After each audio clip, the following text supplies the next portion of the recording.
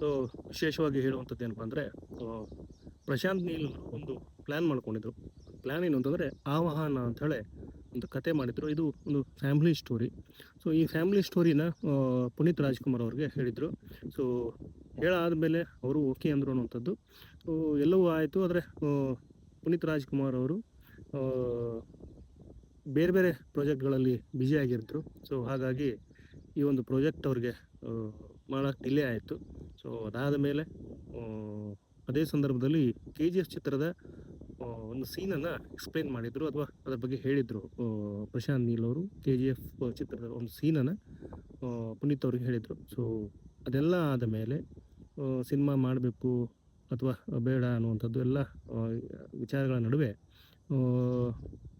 ಪುನೀತ್ ರಾಜ್ಕುಮಾರ್ ಅವರು ಹೊರಟೋದರು. ಸೊ ಈ ಥರದ ಸಂದರ್ಭ ಇದ್ದಾಗ ಆ ಕತೆ ಏನಾಯಿತು ಅನ್ನುವಂಥ ಒಂದು ಪ್ರಶ್ನೆ ಬರುತ್ತೆ. ಸೊ ಆ ಪ್ರಶ್ನೆಗೆ ಒಂದು ಸಂದರ್ಶನದಲ್ಲಿ ಪ್ರಶಾಂತ್ ನೀಲ್ ಅವರು ಉತ್ತರ ಕೊಟ್ಟಿರುವಂಥದ್ದು. ಆ ಒಂದು ಚಿತ್ರ ಇನ್ನೂ ಇದೆಯಾ, ಅದನ್ನು ನೀವು ಮಾಡ್ತೀರಾ ಅನ್ನುವಂಥ ಪ್ರಶ್ನೆಗೆ ಪ್ರಶಾಂತ್ ನೀಲ್ ತುಂಬ ಎಮೋಷ್ನಲ್ ಆಗಿ ಒಂದು ಲೈನ್ ಹೇಳ್ತಾರೆ. ಪುನೀತ್ ಅವ್ರಿಗಾಗಿ ಮಾಡಿದಂಥ ಕತೆ ಅದು.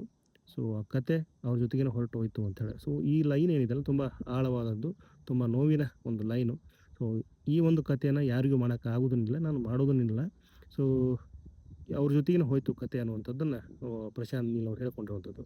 ಸೊ ಇವರ ಸಂದರ್ಶನ, ಇತ್ತೀಚೆಗೆ ನಡೆದಂಥ ಸಂದರ್ಶನದ ವಿಡಿಯೋ ತುಣುಕುಗಳು ಸಾಮಾಜಿಕ ಜಾಲತಾಣದಲ್ಲಿ ಸಾಕಷ್ಟು ವೈರಲ್ ಆಗ್ತಿರುವಂಥದ್ದು.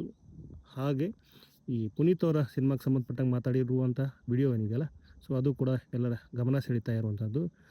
ಸಾಕಷ್ಟು ವಿಚಾರಗಳನ್ನು ಪ್ರಶಾಂತ್ ನೀಲ್ ಅವರು ಈ ಒಂದು ವಿಡಿಯೋದಲ್ಲಿ ಅಥವಾ ಸಂದರ್ಶನದಲ್ಲಿ ಮಾತಾಡಿರುವಂಥದ್ದು. ತಮ್ಮ ಚಿತ್ರದ ನಾಯಕ ಜೂನಿಯರ್ NTR, ಸೊ ಅವರು ಯಾವ ಥರ ತಮ್ಮ ಈ ಒಂದು ಪಾತ್ರಕ್ಕೋಸ್ಕರ, ಲೂಗರ್ ಅನ್ನೋ ಪಾತ್ರಕ್ಕೋಸ್ಕರ ಅವರು ತಯಾರಿ ಮಾಡಿದ್ದಾರೆ. ಸೊ ಕೆಲವೇ ತಿಂಗಳಲ್ಲಿ 15 kg ತೂಕನ ಇಳಿಸಿರುವಂಥದ್ದು. ಸೊ ಈ ಥರ ಸುಮಾರು ವಿಚಾರಗಳೆಲ್ಲ ಇದೆ. ಸೊ ಅವನ್ನೆಲ್ಲನೂ ಈ ಒಂದು ಸಂದರ್ಶನದಲ್ಲಿ ಹೇಳ್ಕೊಂಡಿರುವಂಥದ್ದು. ಸೊ ಅದರಲ್ಲಿಯೇ ಒಂದಷ್ಟು ನಿಮ್ಮ ಜೊತೆಗೆ ಹಂಚ್ಕೋಬೇಕು ಅನ್ನಿಸ್ತು. ಪ್ರಮುಖವಾಗಿ ಆಹ್ವಾನ ಚಿತ್ರದ ವಿಚಾರ. ಸೊ ಅದನ್ನು ಈಗ ನಿಮ್ಮ ಜೊತೆಗೆ ಹಂಚಿಕೊಂಡಿದ್ದೀನಿ.